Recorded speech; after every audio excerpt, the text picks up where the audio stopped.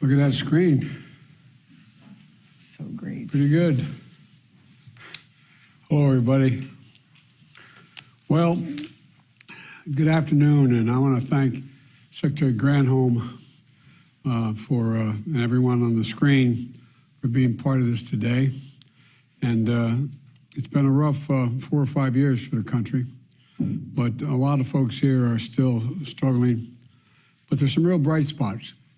10 million new jobs have been created just since my presidency began. 3.5% unemployment, the lowest in 50 years. Nearly 700,000 manufacturing jobs created since I took office, and y'all are going to create a lot more up there on the screen.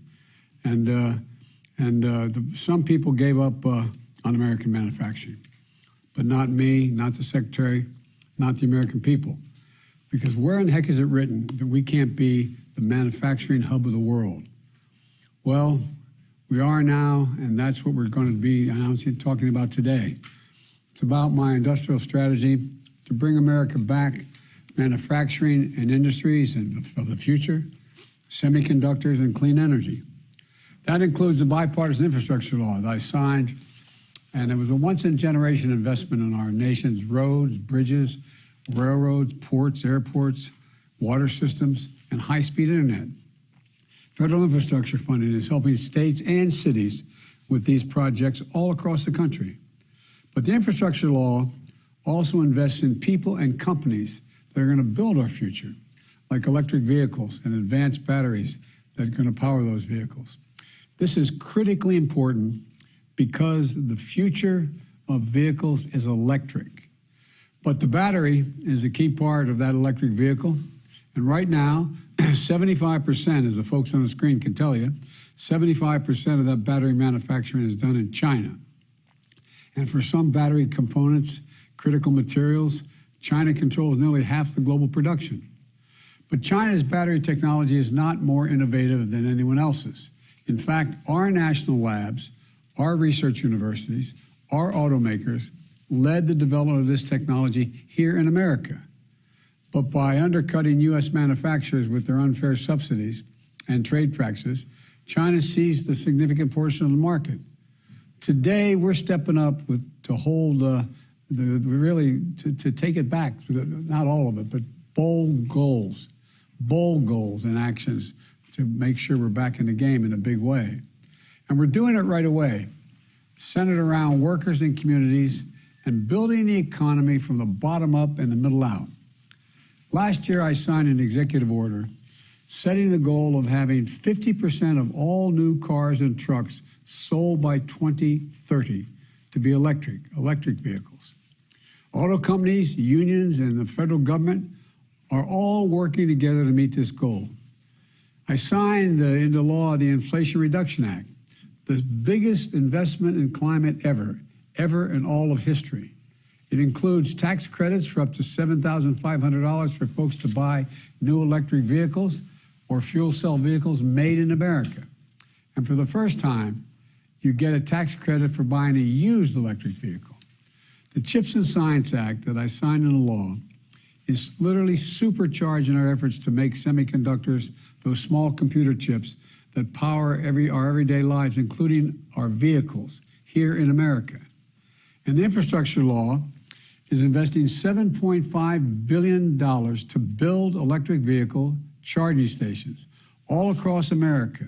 So finding a place to charge up your vehicle is going to be as easy as pulling into a gas station. So earlier today, I talked about our efforts to keep gas prices down at the pump without delaying or deferring our transition to clean energy. Electric vehicles are part of that plan. And since I took office, electric vehicle sales have more than tripled. But with more electric vehicle sales, the demand for batteries and the critical minerals that go into those batteries has grown and is going to continue to grow. In fact, the demand for critical materials is set to skyrocket by 400% to 600% over the next several decades. The demand for minerals like lithium and graphite is expected to increase by as much as 4,000%. Some see a challenge, but we see an opportunity a real opportunity, to shift to a net zero sum carbon world in one of the most significant economic transitions since the Industrial Revolution. That's not hyperbole, that's a fact. We're also confronting it head on with American ingenuity and American jobs. That's why my infrastructure law invested over $7 billion in battery supply chains that are going to bolster U.S. capacity for processing, manufacturing, and recycling critical minerals like lithium, nickel, and graphite. And that's why today I'm proud to announce $2.8 billion in awards to 20 companies represented on this screen across 12 states funded by the infrastructure law to build electric vehicles in a battery future here in America. Nearly 200 companies applied for these grants. Only 20 were selected, from Georgia to North Carolina to Nevada to the state of Washington. We have awarded this funding, and we've asked companies how they're going to partner with community colleges, minority-serving institutions, labor unions, and local organizations to provide job trainings for workers and benefits for the whole community. Together, these 20 companies are going to build new commercial-scale battery production and processing facilities all across America. They're going to develop lithium to supply over 2 million vehicles every year. And that $2.8 billion investment is going to unlock billions of dollars in private investment from these companies. That means the projects are going to generate $9 billion total for American manufacturing and the battery supply chain across America. And that's going to create thousands of good-paying jobs, many of them union jobs that require college degrees, that don't require, I should say, college degrees. You know, on top of the $9 billion, since I became president, other companies, including GM, Ford, Honda, Siemens, have announced over $100 billion in new investments to produce electric vehicles, batteries, and charging stations here in America, creating thousands more jobs. Today, I'm announcing the launch of the American Battery Materials Initiative. It's going to coordinate the effort across the federal government and work closely with the private sector, labor unions, tribes, community organizations, and our partners and allies abroad. This initiative is going to be led by the White House and housed in the Department of Energy with the support of the Department of Interior to secure America's electric vehicle battery supply chain and clean energy future.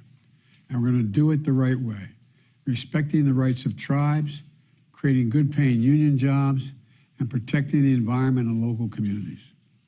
Folks, one more thing about how we're going to do this.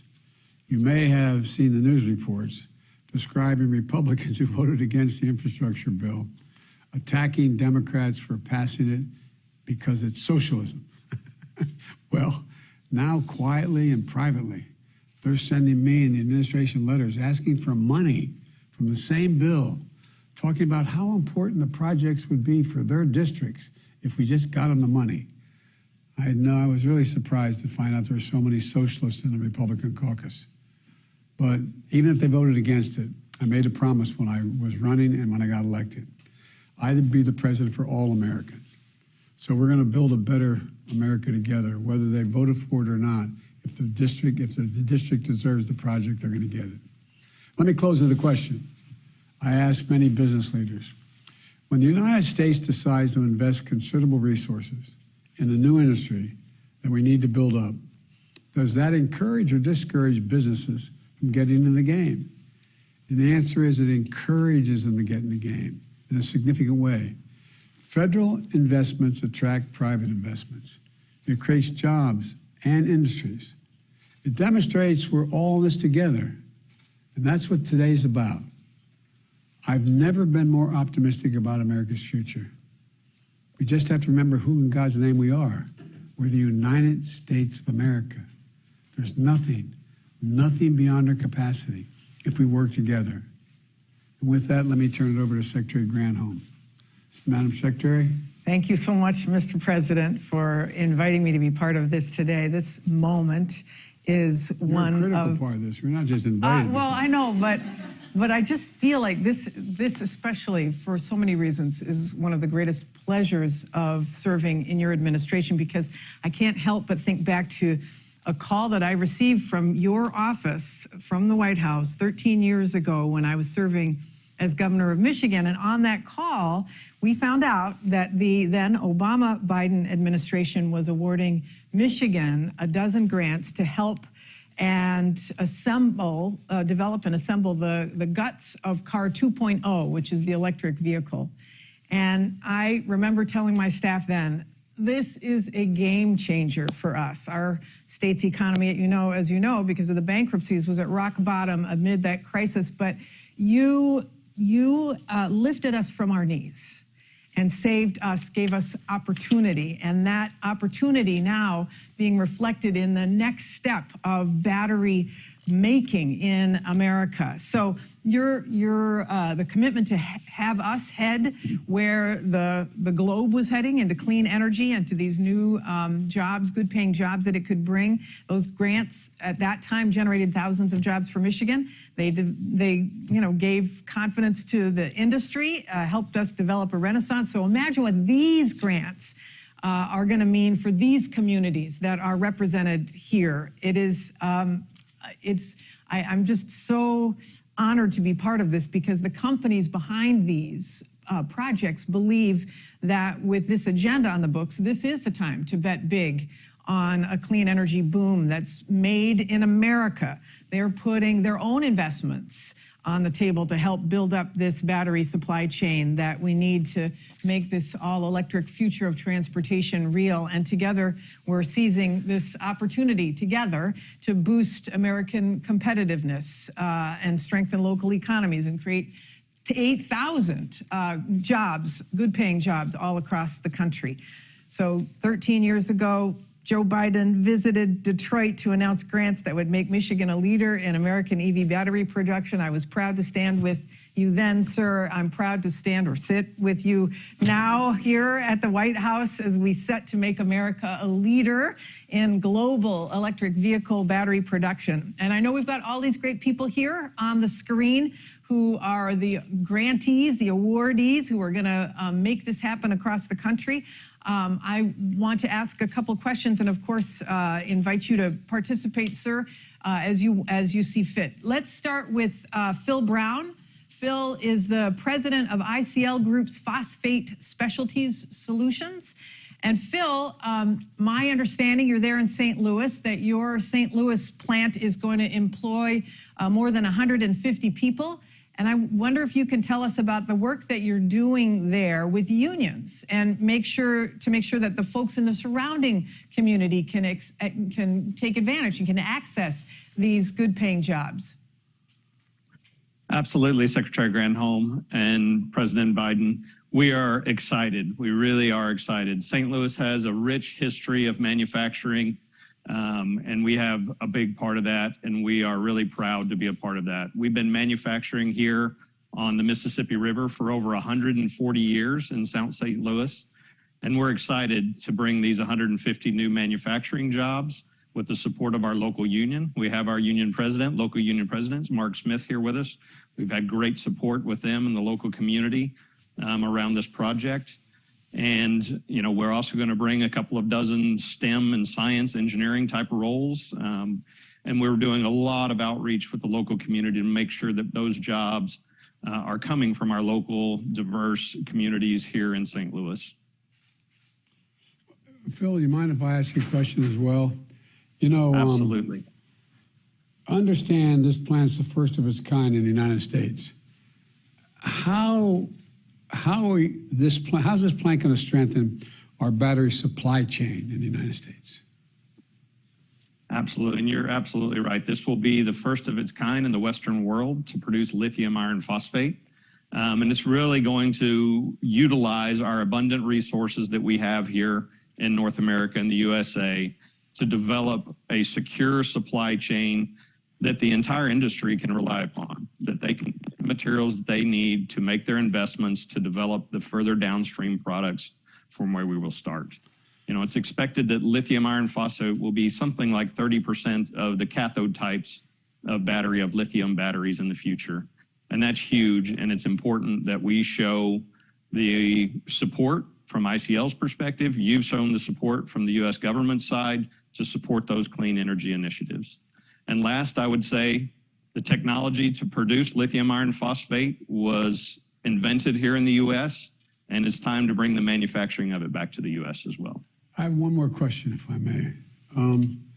One of the things that has excited me about what we're doing here and beyond is that a lot of these jobs are going to be good paying jobs that do not require a four-year degree. Are you reaching out to the community colleges? You're reaching out to the community writ large to let them know that they could qualify for some of these jobs? Absolutely. We have a number of different ways that we work locally with civic organizations, student-based organizations, community colleges, our local unions, to make sure that we're recruiting, training, and enabling those people for these jobs. We work with organizations like Construct Reach that reaches out to high school students coming out of school to make sure they're aware of manufacturing jobs and construction jobs, that they know what the opportunities are. Our partners in this project as well, people like McCarthy, we have aligned goals around those things. They're great supporters of pre-trade union programs, apprenticeship programs, and we'll be working together with civic organizations like Greater St. Louis, who was part of the Build Back Better plan and putting forward a plan for St. Louis as part of that, and making sure that we're reaching out to our local communities and making sure that we represent the diversity of St. Louis in these projects. Well, that's great to hear, Phil. Thank you very much. All right, that's so awesome. Thanks, Phil. Let's now go to Kimberly Medford, who is the president of Entech. Kim, I know that your company has plants all across the world and you produce battery separators. Lots of places to invest across the globe. Tell me, why is Entech choosing to scale up operations in the United States? Oh, you're muted. You're still muted, you. Kim. Wait, Kim. Wait, can you hear? Can you hear us? Because you're muted. You're muted. Sorry about that. There we go. It's okay. That is my failure to follow instruction, even though your team was amazing, Mr. President, in helping us to know what to do. Thank you both so much for having us here today. You're right. You could do this in lots of places in the world. And I just really want to start by thanking our local delegation for how supportive they've been in Oregon. Senators Wyden and Merkley and Congressman DeFazio and Schrader and the whole Oregon delegation have been just amazing teammates in the overall effort to really spur the U.S. to a leading role in the global adoption of clean advanced battery technologies. You know, we've all experienced supply chain disappointment in the last couple of years driven by foreign imports. Investments in trusted U.S. supply just simply mitigates these risks. We want to be part of creating more American jobs, producing the most advanced technologies for batteries in the world to the cleanest environmental standards right here in the United States. We need to build our supply chain that our customers and the American consumer can really trust. We experienced great growth since we started building separators for lithium batteries back in 2001 in Oregon, and our early success was in China. So we primarily exported until about 2013, when there was a massive decline in our sales because China, through state-sponsored competition and high tariffs, made it really, really difficult, if not impossible, to compete. But we continued to innovate. We did that in the United States, and we just remained confident that the U.S. domestic lithium battery market and the EV market would develop here, and here we are. So the strong support from you, from your administration, is exactly what we've been hoping and planning for. And now we get the fighting chance to compete globally right here from the United States with American operations. We fully expect the U.S. battery and EV markets to grow rapidly. We know speed and scale are important, and we're vertically integrated to make the most of our own production equipment and are ready with our investments in both Oregon and Nevada to produce that equipment and scale rapidly. So commitment to supply chain, the growth, the longevity that we all need for this EV market that's finally here. We're super excited about it and incredibly confident that it's the right thing to do to make our product with US labor to US environmental standards and without risk that we all stand to face with imports that could stop at any time. May I ask, I have two questions. Well, actually, one comment and two questions. I think I should acknowledge, which I have in the past, one of the really significant changes that took place was in the first year. I had the CEOs of all the major American automobile manufacturers out on the lawn of the White House. And that's when Mary Barra, president of General Motors, said after having a very different view that she was going to go all electric and she's going to move in that direction. And so I think she deserves, because then every other company lined up. But one of the things that I always tell my staff, we assume that everybody knows what we know when we're speaking. And there's going to be people listening to this who aren't part of this industry. Can you explain what a separator is? Sure. Because I want to help the press. Absolutely. So you can kind of see right behind me these rolls of white film. So a separator is the insulator that goes between the anode and cathode in the lithium battery. It allows for the ions to flow, but it protects those two components from touching, which we all know is a bad thing. It creates a minimum a short and a maximum a fire. And so it's a very important insulator, and that is what we make. Thank you, Madam President. You're welcome. Awesome. Great. Thank you, Kim. Let me turn now to Kent Masters, who is the CEO of Albemarle, which is a global company with a home base in North Carolina. I understand, Kent, that you also have close ties to the region as well. I wonder if you can tell us about your plans to work with the community to ensure that they too are benefiting from the investments. Yeah, so our headquarters is based in Charlotte, North Carolina, and the facility where I'm at today is in Kings Mountain, North Carolina, about an hour from Charlotte. And we plan to open a new mine here. It's actually a brownfield mine that we've owned for quite some time. It was shut down in the 80s. And with this grant, we'll be able to start up the mine, but the grant is for a separator facility that will employ about 200 highly skilled full-time jobs and another couple hundred roles during construction. Those will be, the 200 will be long-term roles, highly skilled, $90,000 a year or so salary base. And then we are working locally with the community with Cleveland Community College, a local community college. About $5 million of the grant is going into a program to teach the skills that are necessary to apply for these roles. So we're working locally with the community to teach the local workers how to apply for those jobs and the skills necessary to be successful working with us. Can I ask a question? You don't have to ask me. You should just Kent, I'm told this new plant's going to produce enough lithium to help power 750,000 vehicles a year. And tell us about how this could be a game changer for the battery supply chain in the United States. How's it going to affect that? Well, this will be a major facility relative to the lithium that's produced in the U.S. today. So we're a world leader in lithium production. We're one of the few companies producing lithium from U.S. resources. We do that today in Silver Peak, Nevada. We've been operating that facility since 1966, and we're in the process of doubling that. But it's a smaller facility compared to this. This will be a world-scale facility when we get the mine operating in the concentrator. And then we're also actively looking for a location in the U.S. to build a conversion facility. So after we recover the product from the mine, we concentrate it, then we go through a conversion facility that makes the high-quality lithium salts that are necessary for the EV battery industry. So it is from the resource in the ground, converted in the U.S., processed to the high-quality materials that ultimately will go into a battery manufactured in the U.S. So it is that full supply chain. It's not the only facility like this we'll need in the U.S. to be self-sufficient, but it's a good start. What kind of response you getting from the community? Are they aware of what's about to happen in terms of the expansion?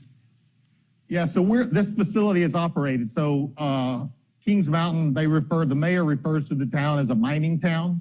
It's got a history because mines have operated here, and there is a quarry next door to this. So mining has been operating in this town for quite some time.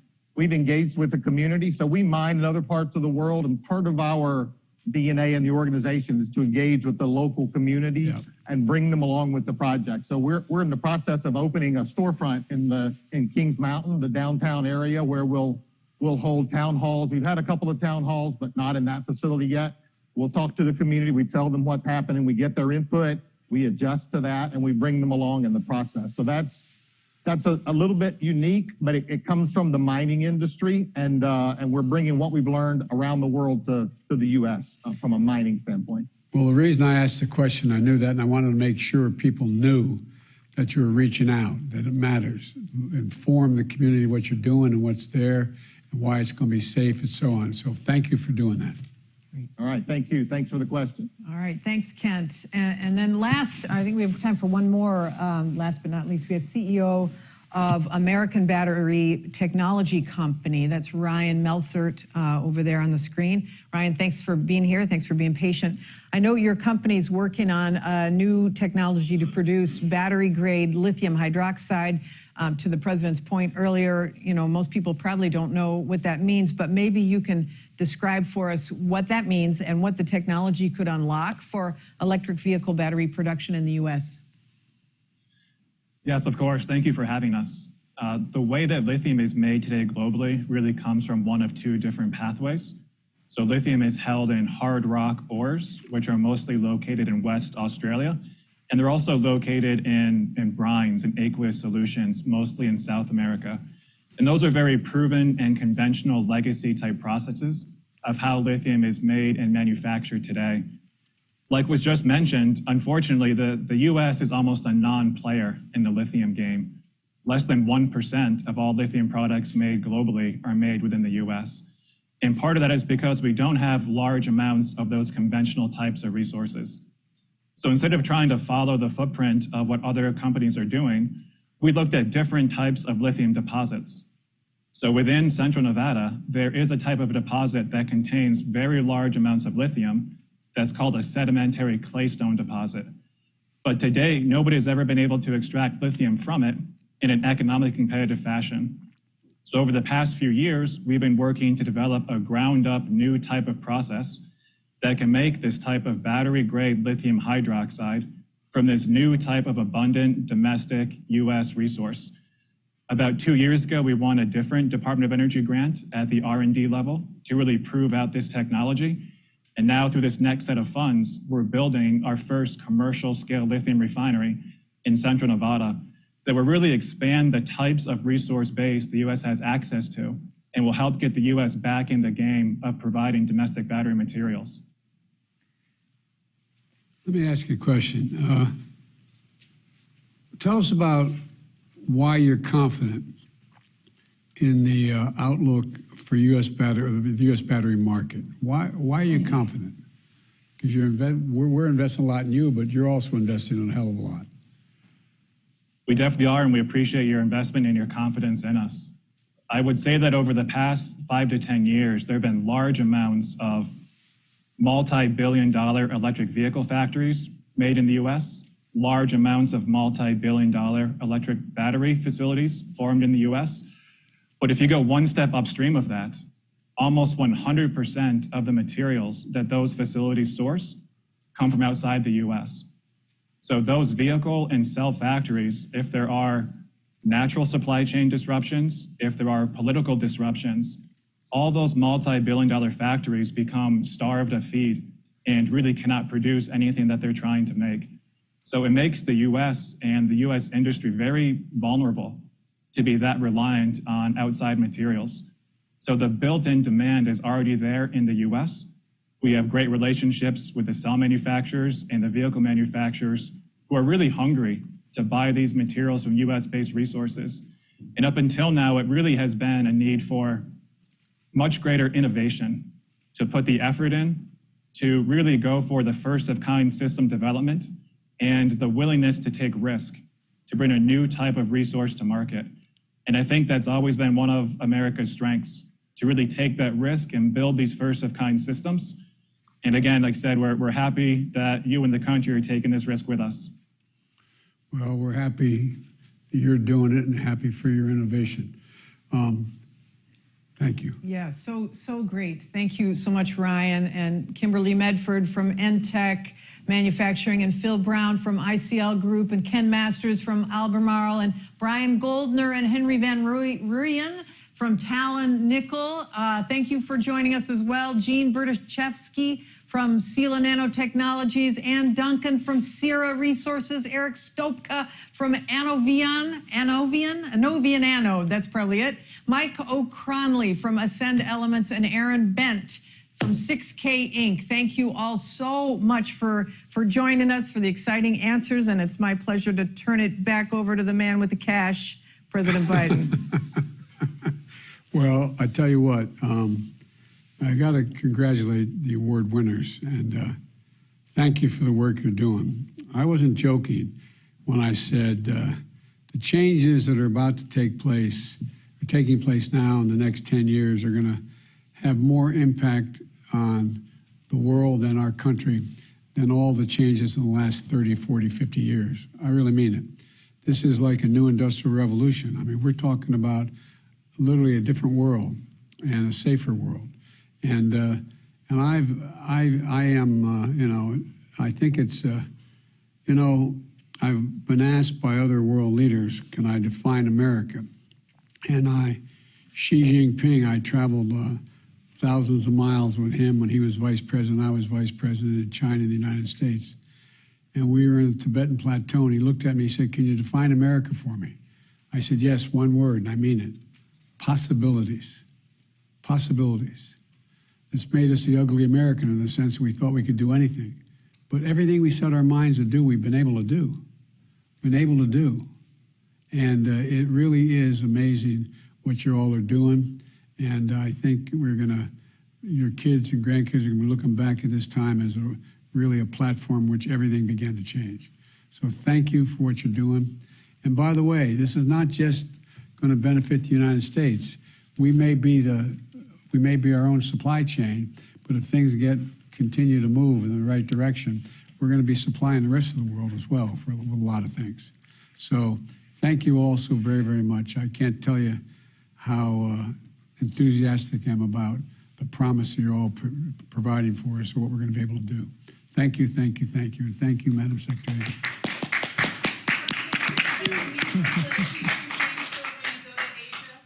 Mr. President, can you help us out just really quick? What is your top domestic priority? Is it inflation or is it abortion? Mr. President, are you going to tout this new law? Thank you, President. Are you going to tout this new law in Georgia? Georgia?